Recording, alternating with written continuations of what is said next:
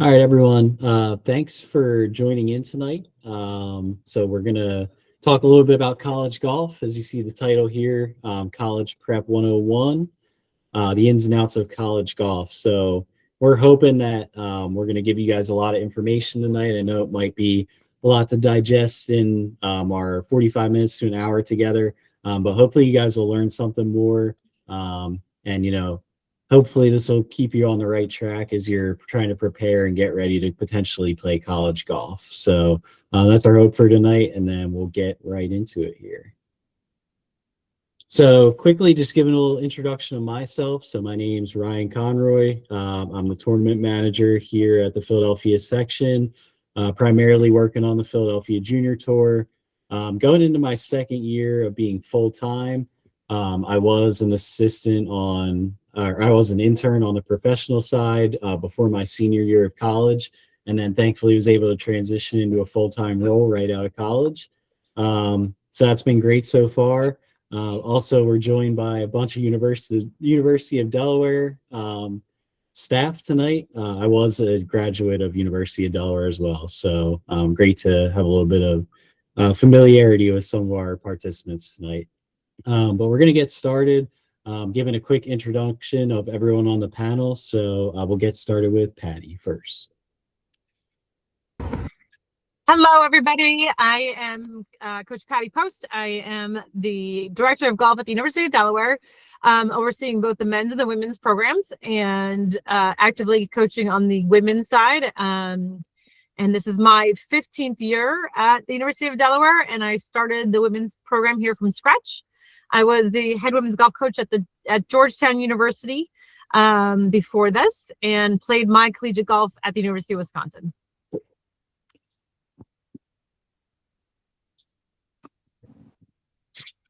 Hello, everyone. Brendan Post, men's head coach at University of Delaware. I have been at University of Delaware, I think, 10 years.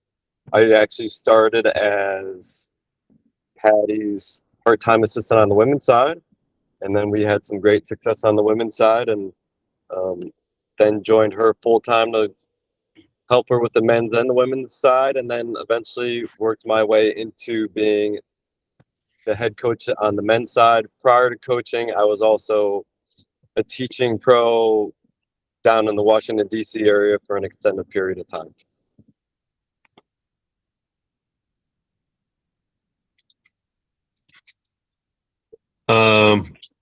I'm Barry Deere. I'm the head men's and women's golf coach at Arcadia University in Glenside, Pennsylvania, just outside of Philadelphia. I've been a PGA member for over 25 years. Spent the majority of my career coaching high school and college players.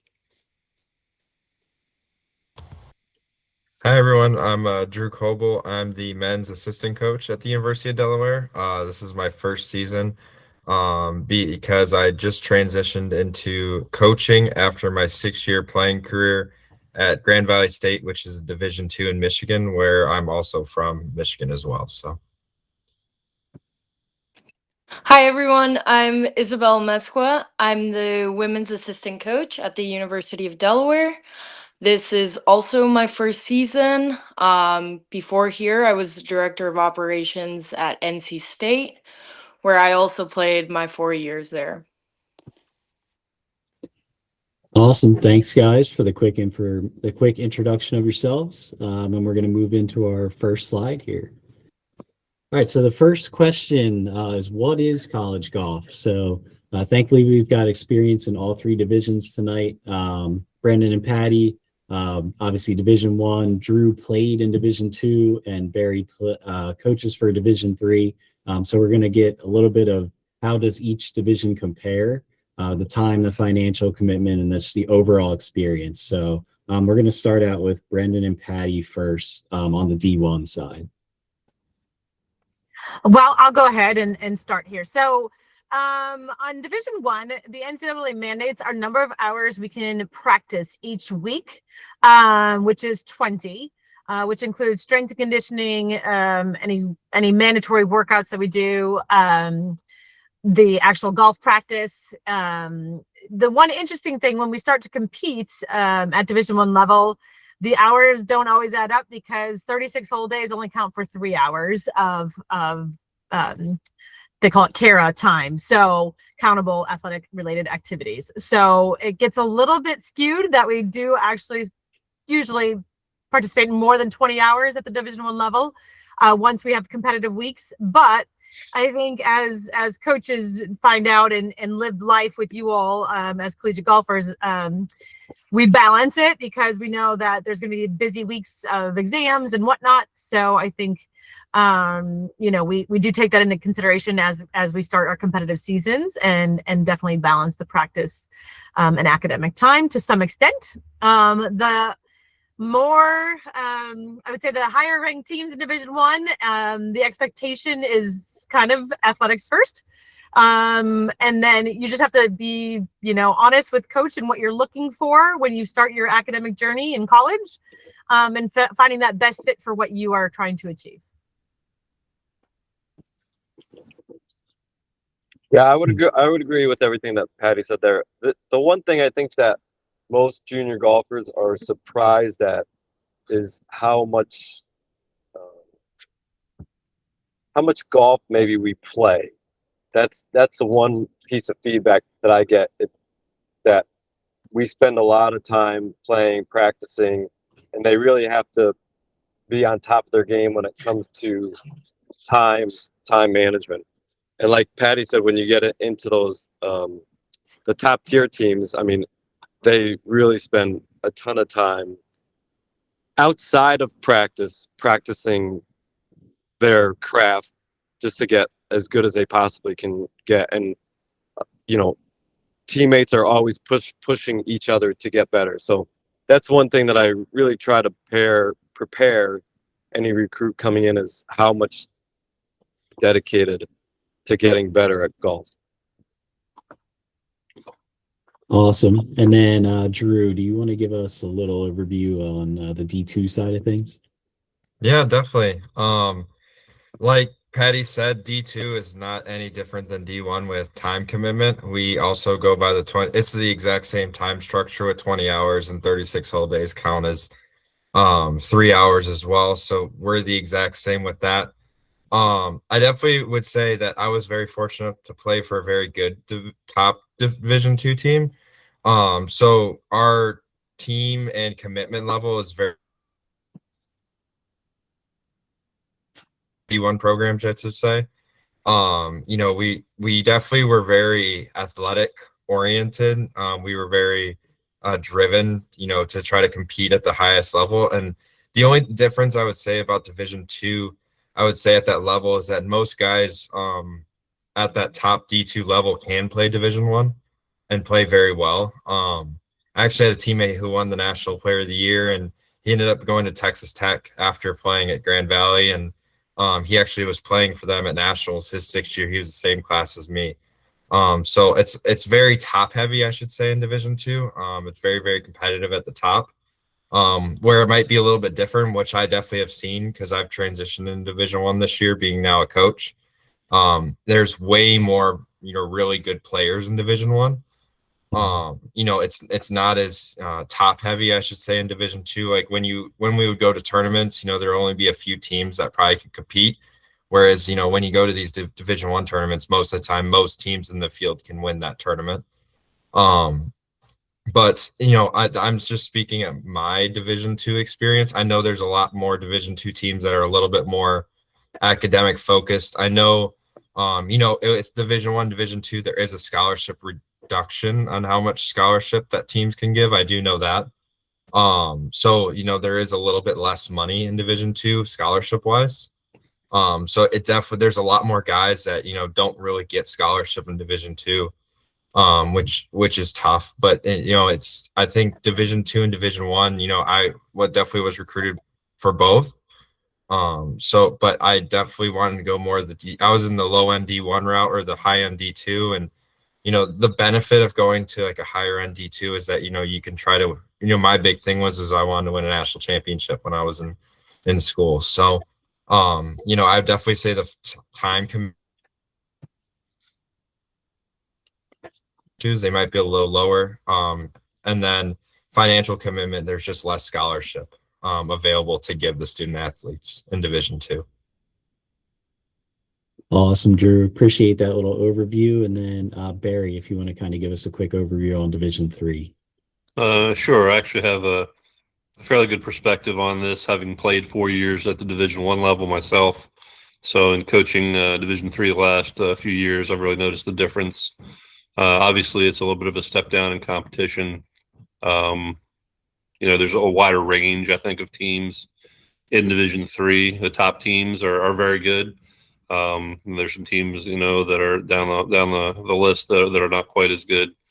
But the big thing for me is that Division III really focuses on academics. I mean, they say that's their number one thing. They place that actually above the athletics. I get more involved in classes with students and monitoring their grades, things like that, which affects how I recruit a little bit. I look for better students because obviously we don't do athletic scholarships at Division III level, but we do academic scholarships. So if I recruit a kid who's a really good student, he's going to get more academic scholarship. That'll help him pay for school, which can be obviously a big expense. To me, the other things are the Division III level. They tend to stress things outside of athletics. We do community service projects, things like that, things that aren't actually not even related to golf.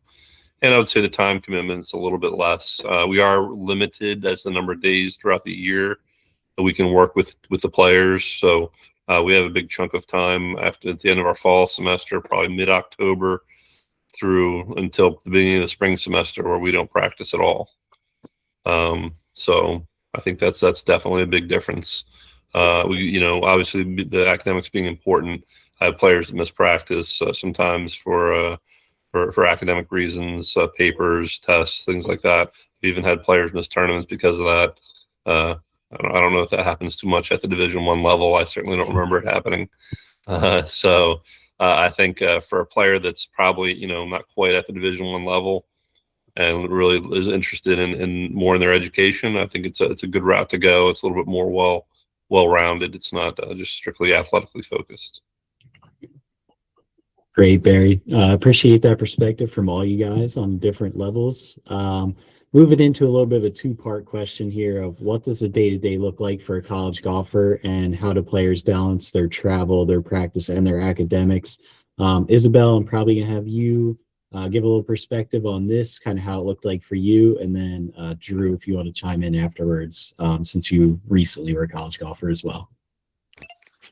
Awesome. So on our side, it's kind of based weekly more than day to day. We're especially in season, we're traveling so much. So we try and give them enough amount of time off so they can recover physically and mentally. But mostly on what you'd call a normal day would be we have workouts around 7 a.m. and then the girls go to class in the morning, practice in the afternoon, and then some type of study session, especially the part of University of Delaware is a pretty academic leaning school as well. So a lot of the girls really care about their education and we are fully there to support them. So we make sure they have time for that part too. It's a very you need to have time management if you want to be successful, especially because we're on the road so much. Awesome. Drew, do you want to chime in there a little bit too? Yeah, definitely. We definitely have very similar schedules. Us and the women's team, we work out together at 7 a.m., which I think talking to most coaches and at this level, most of the time workouts are going to be in the morning and you're going to be 2 to 3 times a week. So if you don't work out currently, I definitely would suggest, I didn't work out that much when I was, going into college, and it affected me that freshman year. I was very, very sore and tired just from, the amount of workouts that we would do at the beginning. So I would definitely recommend that as a junior player. If you're not working out, maybe start doing some light lifting, just to get prepared for that. But then, we have the same schedule, for the most part, that early morning wake up and you've got the workouts and then you got to go to class immediately. Then you got to come over, practice. And then sometimes, some guys are putting in more work afterwards and then you're not getting back till 7 o'clock at night. And then you got to do homework on top of it. Then you got to go to bed at 10 a.m. and then wake up and do it again the next day. So, you just definitely have to have a balance. I think it definitely took me a little bit of time to get a balance. I was definitely fortunate. I was able to play for 6 years, so I got some extra golf. So I learned very quickly how to do it.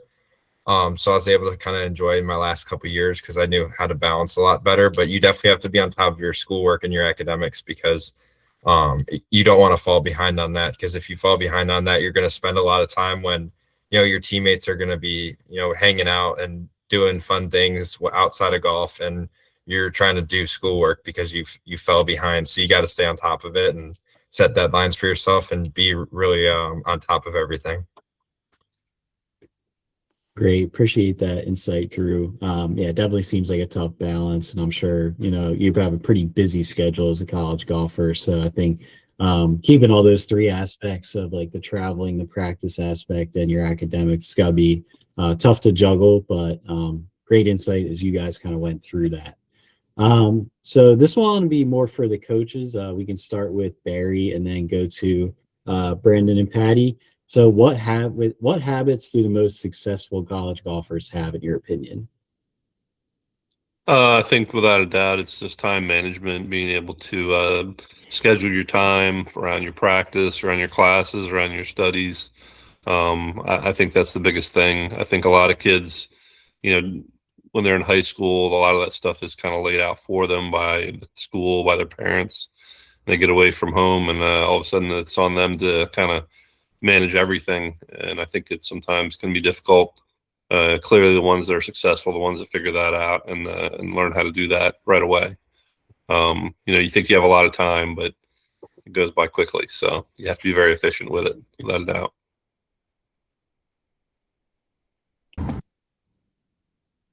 I would definitely agree with that statement. No doubt, time management is huge. This is not necessarily a habit, but I believe that the passion for the sport is like number one that's a player has to come in with to keep them motivated, to keep practicing and playing at the level needed, and to withstand the competitive balance that's going to come in, right? You're going to come on a team where there's going to be other really, really good players. And so you have to have the passion, the competitive spirit, and those kind of innate what do you call that? Characteristics. And I think those are the people that I see succeed the most. So again, they're not necessarily habits. And, I think great coaches will teach you some of the other things, from time management. And we have a huge support staff at Division I, right? We have an academic counselor, nutrition specialist, your strength coach, your athletic trainer, your college advisor, and then your coaches. So there's a lot of people working to help you succeed. But again, if you come in with some of those, innate characteristics of why you're there, I think you're going to do great. Yeah, Ryan, I can't really say much more. I mean, they both said it, in a great way. I think just discipline and time management are the biggest things. I mean, once you get into college and you're a full-time athlete, it's kind of like a job, right? So you really have to make sure that your time management is spot on and that you're very, very disciplined throughout the day to make sure that you're not missing anything. And at least at Delaware, all of our, both of our teams are 1 and 2 ranked in GPA, right? So not only are they great golfers, but they're great academically, and then they also do things outside of both of those. So, I mean, you just have to be very, very disciplined as to what you're doing and pay attention to your time management. Awesome. Appreciate that insight, guys. Just moving in quickly to this next question. I know NIL obviously has an effect on a lot of our sports, the entire landscape of college sports these days. I will start out with Patty here. Not sure the effects that NIL has had on your program, but just if you give a quick little overview on that, and then Barry as well. I'm not sure if it's as much with you, but we'll go to Patty first. Sure. So, obviously there's an opportunity for athletes to make money or get some product for their name, image, and likeness. It's in golf, it is much more the responsibility of the player to seek out opportunities, and the athletic department at Delaware will provide some of those opportunities. There's also the revenue sharing piece of college athletics that we don't participate in too much in golf, except for at the highest levels. So, golf, it's more that revenue sharing piece is more for basketballs and footballs and top programs. But there are opportunities, and the social media savvy young generation is taking advantage of some of those opportunities. But it requires time in your schedules to do that. So some not much time, some more time, but that's up to the athlete. Barry, not sure if you had anything on that real quick. Yeah, NIL really hasn't affected the Division III at all, I don't think. Not to my knowledge anyway. And talking to other coaches, I think it mainly affects Division I, for the most part. All right, cool. Thanks, Barry. And then we're going to move into our next slide here. So we're going to talk about how you get recruited. So we'll start out kind of Isabel and Drew, if you guys want to kind of give the steps that you guys went through when you were trying to get recruited, and like kind of when it started, like for you guys in high school, and then how you kind of worked your way up to being recruited. Oh yeah, I can start. Yeah, so if I remember correctly, I definitely it had always been a dream for me to play. I grew up in Mexico City, so it was a little bit difficult getting to the US and trying to play in the summer. But fortunately I had a great support system that got me there and helped me get to tournaments. I mostly focused on AJGAs. I played a lot of international tournaments as well, representing Mexico. But I do remember my mom helped me kind of create like a draft of an email, and I think I sent basically almost the same email to 120 coaches in beginning probably my sophomore year of high school. And then obviously it was kind of going one by one, seeing who answered, seeing who didn't, and then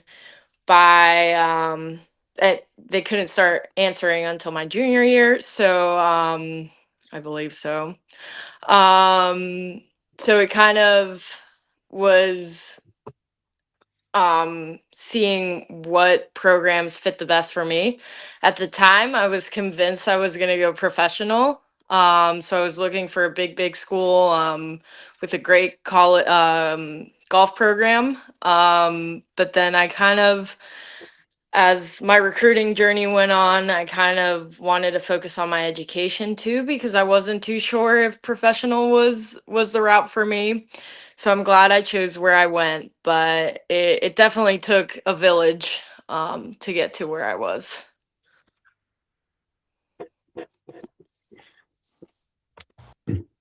Yeah, I definitely was a little bit of a different story. I would probably be what was considered like a late bloomer.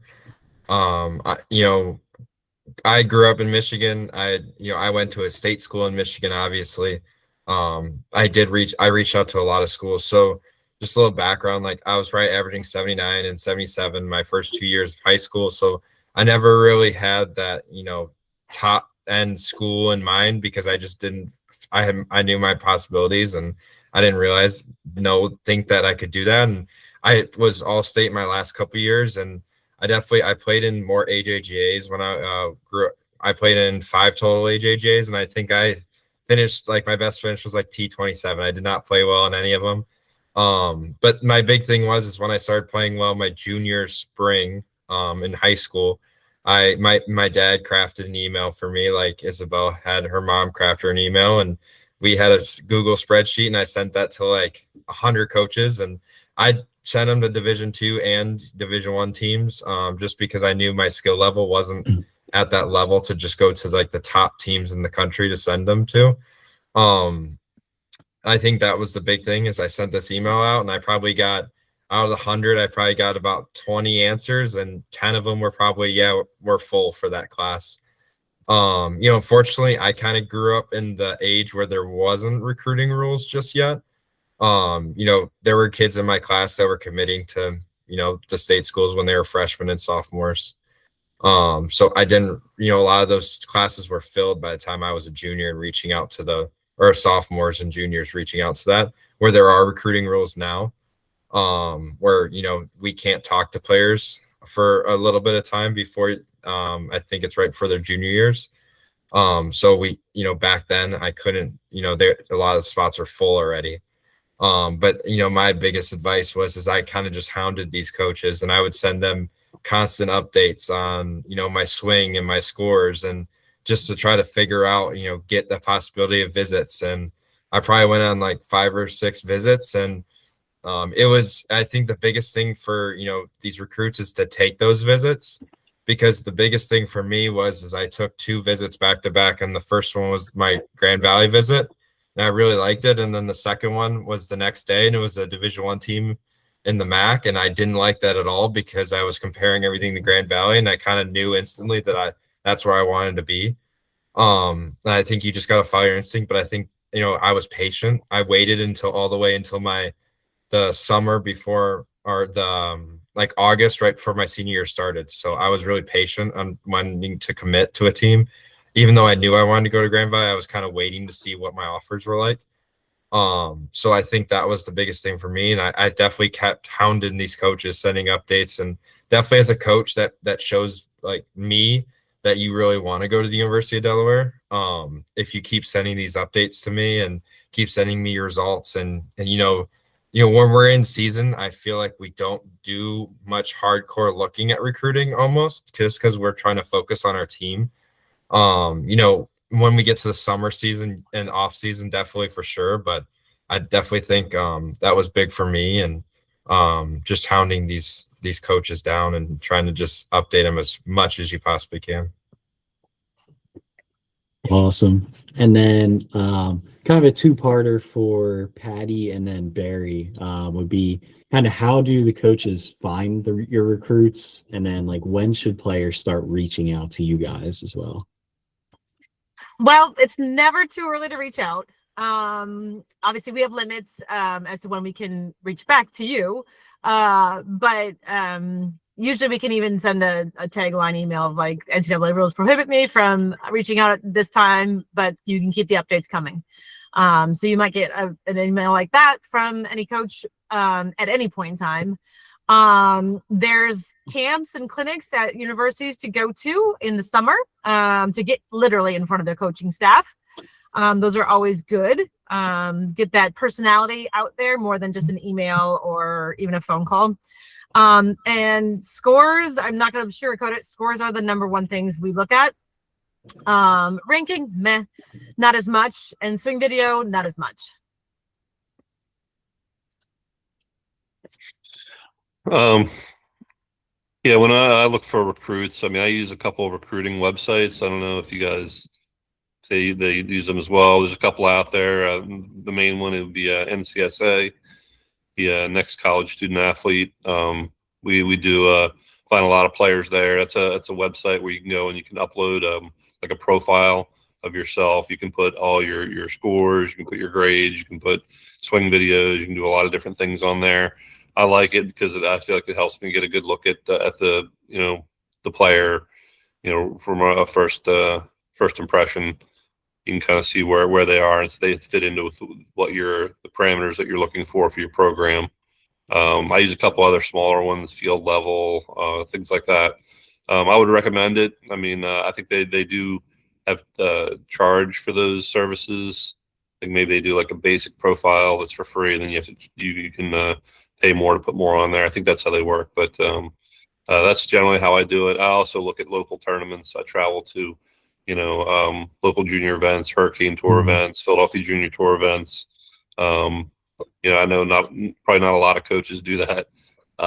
That's something I do though. I like to see the players on the course, and when I do that, the main thing I look for is I look for good scores, but I watch for players' attitudes, how they handle success and how they handle adversity as well. It's a big deal for me. Is getting players to have great attitudes and can stay positive. That's really, really important. Awesome. I know Barry was saying that he looks a lot for the academic qualities in recruits. But if we just want to circle back real quick to Brendan, and then if Patty has anything to add about what qualities they will look for in recruits. Yeah, academics is huge. I think I said this, but both our teams were ranked 1, 2 in GPA across the board at Delaware for all sports. So we definitely look heavily into academics, and then obviously next is scores. It's interesting listening to all the Drew talk about D2, Barry talk about D3, because I don't know how many emails Barry receives, but on the D1 side, we receive emails constantly. And for me personally, I really like it when the player themselves or the athlete themselves is sending us the email. So that's something else that we look for. But the first thing that, like I said, the first thing that we look for is grades and then scores. At least that's the way I go about it.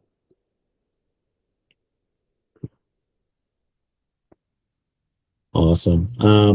We already kind of covered what catches a coach's attention. I know you guys are saying scores were very important, rankings important for Barry, maybe not as much for Patty and those folks. I know that everything kind of plays a part there. So we are going to move on to our next slide here, which is more about high school tournaments, which events are the best to play in. So real quick, if the coaches want to just kind of give a quick overview of advice on which types of tournaments to play in, whether that's AJGA, national, state, kind of what you guys look for. I like any tournament, obviously, but I do believe that the best competition you could put yourself in front of, the best, that's the best. So I feel like on the girls' side, Peggy Kirk Bell is good. The Philly Junior Tour stuff is good. The qualifiers for the U.S. Junior Girls are great events, whether you qualify or not. The qualifiers themselves are usually really good events. The Gap has a new women's championship. So those are the local ones. And again, you can travel as far and wide as you really want to, but it also is helpful if you are interested in going to a specific school to kind of go towards that school and play to make it as easy as possible. Yeah, for me, I found, again, growing up in Mexico City, I tried to get into very big tournaments. I remember I qualified for the Optimus, and that was the same year I was emailing coaches, and I had a lot of the coaches kind of go to the big tournaments. So I found that was kind of the best place for coaches to see me play. I played in the Publix one year, the Rolex one year, the AJGA Rolex. So if there's an opportunity to try and qualify for those big tournaments, I would definitely suggest them. Awesome. Barry, do you want to jump in real quick on that one? Yeah, I mean, I like to see somebody that has a lot of tournament experience. And that's all we do in college is play tournaments. So the more tournament experience you have, the better. That's something that you really can't make up for. The higher the level, the better. Like I said, I look at a lot of the local and regional events. Typically if a kid's playing AJGA events, he's probably not going to play Division III, but I do look at those occasionally. And so, yeah, more tournaments you can play in, the better. And just, put up numbers in tournaments against better competitions, even better. Okay, I just Awesome. want to say something, Ryan. I agree with what everybody said there. And kind of Barry brings up an interesting point. And I think I said it earlier. I think we realize that sometimes it's hard for kids to get to all those bigger tournaments like the AJGAs or the Hurricane Tour things or the US Juniors. So, I do look at, say, if someone was playing the Philly Junior Tour and they're always finishing the top 3 of the Philly Junior Tour. Yes, they're not playing against the AJGA level, but at least they're up there. And if they're winning, to me, winning means something. So, that's not the worst thing in the world to play in Philly Junior Tours. But once again, I think every coach is different in what they like to look at. Now, I do have one question. Sorry to turn this around, but Barry, at the D3 level, do you play one-day tournaments or are they 2-day tournaments? We play both. We Both, play okay. 1-day, 2-day events. Yep. Kind of a mix. I mean, we're playing one event this spring. We're playing 54 holes. So There you go. And then Yeah. on the D1 side, we're mainly playing 54 holes. So right. our tournaments tend to be 36A on a Monday, 18 Tuesday. So a little different from that perspective. Mm-hmm. Awesome. Real quick, do we want to do, I know we had a question about target scoring average that popped up. So Patty or Brendan, real quick for D1. Drew, if you want to kind of give a quick overview for what that was like for D2, and then Barry for D3 real quick. Sure. I would say, everybody likes to compare themselves to our current players, but I think at the high school level and junior golf level, we're looking for par or better experiences in national or international tournaments on the women's side. Not as an average, but as a bit, right? So I think our minimum is like 10. If we see 10 of those scores, that's when we kind of are knowing that you can compete at the level, because scoring averages go up. And when you get to college, we're not playing in the best weather typically, as you all know from this winter. So we have challenges that exist there. So the scoring averages, the courses get longer. When I actively started coaching on the men's team, it was the same thing. It was, 10 or better scores under par, or in the 60s, I think is what we really classified it as when we first started the men's program at Delaware. So, I think scoring average isn't everything, because again, there is factors to it. But it just gives you an idea of what levels what in Division I.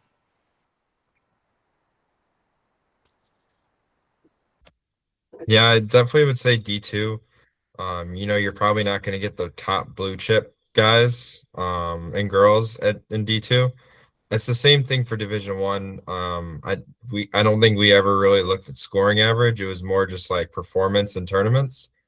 And if you could perform at the bigger stages, for us, like my recruiting class was a little bit of an anomaly. I mean, we had the best freshman class in the country my first couple of years, just because of COVID. So we were freshmen actually twice.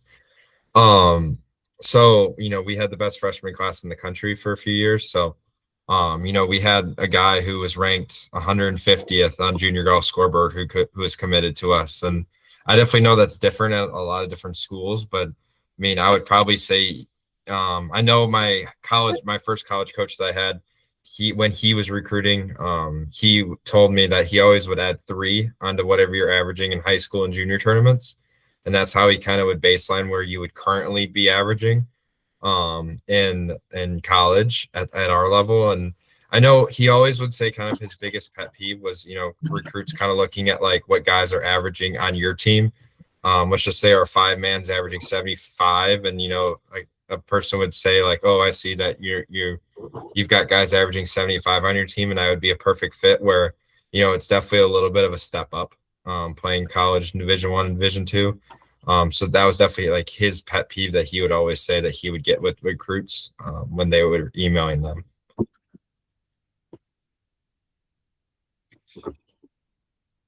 Yeah, at the Division III level, I mean, I'd say, for my team over the last few years, I mean, the top 5 players have averaged between 75 and 79. So that tends to be kind of the range I'm looking for to get somebody that's going to contribute to the team. It's funny you guys have mentioned that, scores tend to go up in college a little bit. To me, it's usually most players tend to average about 2 strokes higher in college than they do in high school. So that's just something to kind of look at. I mean, I will say we do have a wide range of skill levels, Division III level. I mean, I carry guys on the team that average in the low, sometimes mid 80s. So, like I said, there's probably a lot wider range of scores there than there is the Division I or Division II level. That being said, I mean, I've had players shoot even par. I've had players break 70 in tournaments, but that's certainly the exception, not the rule. So. Great. We are going to move ahead to our next slide here. I do want to leave some time for Q&A at the end. So we are going to move along to how to pick the best program. So this might be more of a question for Patty and Brendan, but how are scholarships generally awarded in your guys' program? So NCAA rules mandate, now they don't mandate scholarships, they mandate roster spots. So men's and women's golf is allowed 9 roster spots, and your university, institution, or your conference will mandate how many scholarships we are allowed to have. So you'll see a very wide range of scholarships, even at the Division I level, per team. The best of the best are going to offer 9 athletic scholarships, and then the ones with the biggest budget. And then there's even some top tier schools that still don't even have that to offer. So it's a wide variety, and everybody's still adjusting to all these new rules, which they just started last year. So, yeah. So, there might be a lot of us mid-majors who are not at 9 for sure, and aren't even at the old roster or NCAA scholarship limits of 6 on the women's side, and it was 4.5 on the men's side. And prior to this rule change, men's programs would have 11, 12, 13 guys on the roster, no problem, and they would split up those 4.5 scholarships. On the women's side, we carry typically a little bit smaller rosters, 7, 8, 9, and we'd split up those 6. So everybody is still trying to adjust and figure out what the plan going forward is going to be for their particular programs. And the universities are still kind of figuring this all out too, because every sport went through a change, not just golf. So we're all kind of still mudding through it. A lot of times academic aid will be combined with your athletic aid at most institutions. So again, the better you are doing in classes, the better off you're going to be just with overall packages from any institution. Awesome. And then, Drew, do you want to just give a quick, I mean, is it similar at the Division II level? I know, with just a little bit less money, but kind of similar structure. Yeah, definitely. Now it's 9 and 9. Like Patty said, it used to be 6 and 4.5. Division II runs off that system still. I know on the men's side it's 3.5 scholarships. And I'd like to say the women are close to 5. I'm not too certain about that in Division II. But Division II still runs off of what the old Division I system is. So there's only 3.5 scholarships on the Division II side. I will add in that I forgot to mention earlier that a lot of Division II teams are a lot bigger rosters. We didn't have roster. We still don't have roster limits in Division II. And I know some programs, because they're such small private universities, they've got 25 guys on their roster. And a lot of the times, half those guys aren't getting any scholarship. And then the other half guys are going to get the 13, 14 guys are going to get divvied up 3 scholarships. So like Patty said, it's huge. We definitely, combining academic aid and athletic aid is very, very big in golf. And it's definitely a big thing when we have 2 prospects that we're looking at. And this was the same for Division I and Division II. We got 2 prospects that we're looking at, and they're the exact same, but one's going to get $6,000 more, an academic aid than the other one, we might just go with the other one that's going to get the more academic aid, just because their offer is going to be a little bigger because we combined it. So it's definitely very similar to the old Division I structure, just a little bit less money. Awesome. Isabel, do you want to give some quick advice kind of on what you did when you had campus visits, and then like some advice for those who are still going to be making their campus visits? Yeah, I think it's super important to ask questions. Again, if you're on a visit, it's because the coaches want you. And so I think you have to make sure that the place that you're visiting is for you. So don't be afraid to ask questions. It also shows initiative on your part. And don't be afraid to be yourself, because coaches are also looking who we're bringing onto the team. So yeah, and never say no to a visit. You never know which one, a place that you might not expect to be your place might end up being your place. So just give every visit, every conversation with a coach a chance. Great. Patty and or Brandon, do you guys want to kind of chime in on that one real quick?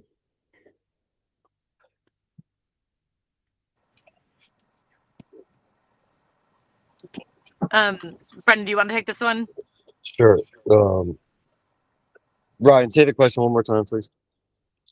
Just like advice that you have for those golfers that come on campus visits, just kind of what they should be looking for, what they should be trying to display kind of when they come on a visit to Yeah. campus. I agree with everything that Isabel said. Just be yourself and ask a lot of questions. And I also would visit a few universities so you can weigh the pluses and minuses to the universities that you're visiting. And also understand why you're looking at these universities. I mean, especially on the men's side, yes, we look for players that want to turn pro, but you have to also be realistic in that most likely most of these players are never going to make it professionally. So you also have to get a great education and understand why you're coming to school. Yes, we're bringing you in to play golf, but you're also trying to get a great education while you're there, and also develop a great network of people around you for the future. So be yourself and ask a lot of questions. Great. And then this last question here, how to evaluate which program will benefit you the most. Drew, I think I might go back to you for this one. I know you said you had a great experience and kind of were in that like low D1 / high D2 level. So just a little bit more on like how you made your decision and how you kind of evaluated your programs. Yeah, I mean, I was definitely very lucky. I had a couple offers that I could kind of compare myself against when I was getting recruited. I know some recruits aren't that lucky where they get one offer and you kind of have to take it, or if you don't want to take it, you don't want to play golf. But when I was evaluating these programs, I actually went on the visit by myself a few times. And I went on the Grand Valley visit myself the first time, and my coach actually told me when I got there, he really respected that, because usually, a lot of parents ask a lot of questions, and I've definitely seen as a coach too, a lot of parents do the talking for their, the players, where, as a coach, we definitely would love to hear from the student athlete in person. We don't get much time to talk to student athletes, not face to face. So I think that's definitely a big thing, is just trying to talk to the student athlete while we're on the visit and get to know them too. Because also we definitely want to get to know the parents too. Just because you got to trust us that you're sending your son or daughter to go play for this university, and we kind of have to watch over them while we're doing it too. And I think the biggest thing was like when at the end of the day, when I sat down and looked at the Division I or Division II landscape for me, I also looked at the recruiting classes as well, what recruiting classes they were bringing and what type of players. I actually knew some of the guys going to the Grand Valley, so that helped me out a little bit too. So they definitely were trying to convince me a little bit too. So that was, it definitely pros and cons list too. I made one of those when I was trying to get recruited. It's the stuff that you don't think you have to do, that you kind of have to do to weigh out your options. And I think at the end of the day, like I said, I went on that visit to Grand Valley, and actually I took my parents on another visit because they didn't believe me because I was kind of talking about how special it was, I thought. And it was the best decision I ever made in my life. So, you kind of have to trust your gut instinct, I would say, but take your time as well when you're getting recruited. Awesome, Drew. Appreciate that insight. I think we are going to move into our Q&A session here. So feel free, any juniors that are on the call, have any questions, if you guys want to unmute yourself and ask a question, or if you want to type your question in the chat, that would be great. And hopefully we can get you guys some answers.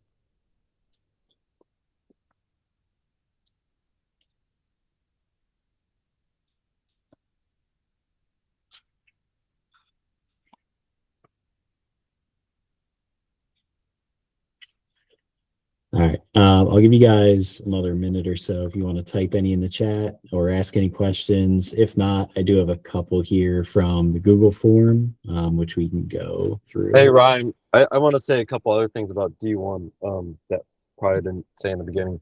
As far as our tournament schedule goes, in the fall, we tend to play 5 tournaments. Like it's really up to the coaches how many tournaments you play in the fall and how many you play in the spring. But say we tend to play 5 in the fall, even though next year right now we're at 4. And then in the spring, we tend to play 5 and then play our conference championship. So for a total of 6. So in our tournaments tend to go, say, practice round Sunday, 36 holes, Monday, 18 holes, Tuesday. So, that's a lot of time away from studying, so to speak, because when you're playing a practice round, you might drive to the course in the morning and then play the practice round in the afternoon. So you might have, been up before the sun got up, and then you're going to bed, after the sun goes down, and same on the 36 hole day. So that's why time management is so very important. Now, there are some tournaments that we play that are practice round Sunday, 18 Monday, 18 Tuesday, 18 Wednesday. But that's why, I always stress to the players how much golf we really do play. Now, we do focus heavily on academics. Like we had qualifying the past 2 days. We wanted it to be the past 3 days, but players were having so many exams the past 3 days that it was very hard for us. And we just said, just focus on your studies, get your studies done, and then we'll worry about qualifying another day. So at Delaware, we do focus a lot on the academic side. Because we want them to be very well-rounded. So I just want to throw that in there. Yeah, awesome. Thanks, Brendan. A little bit more insight for you guys on D1. Doesn't seem like we have too many questions here in the chat there we go.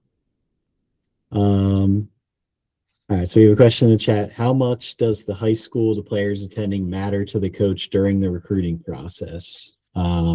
Barry, if you want to start us off on that one. High school.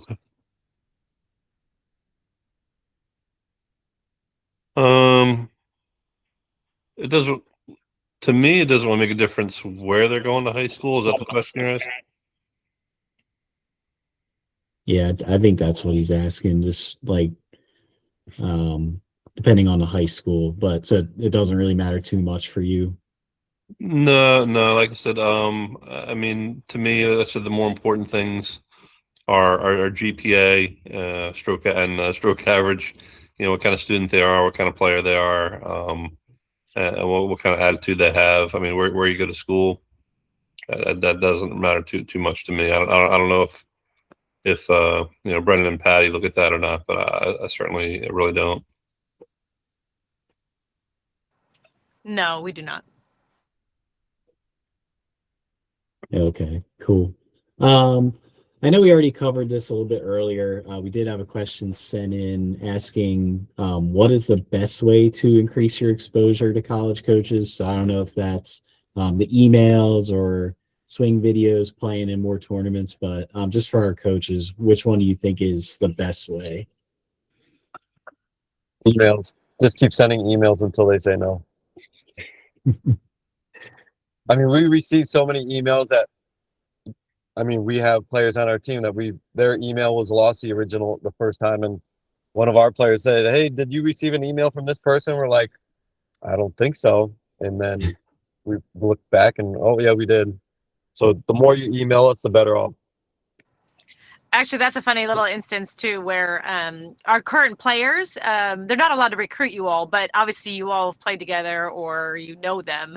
So sometimes getting in the front door is your connections, whether it be your coach who knows us as coaches or another player. Yeah, and I'll also say this, Ryan, on our side, because of our roster limits, like Patty was saying earlier, we used to have 12, 13 players. We're locked in at 9. And for example, this year we are locked in, so we cannot recruit anyone for 2026. We're not bringing any freshmen in for 2026. So, on the D1 level, it's getting harder and harder to get in there because of the roster limits and also because of transfer players too. And I know that I think it's the SEC that's locked in at 8.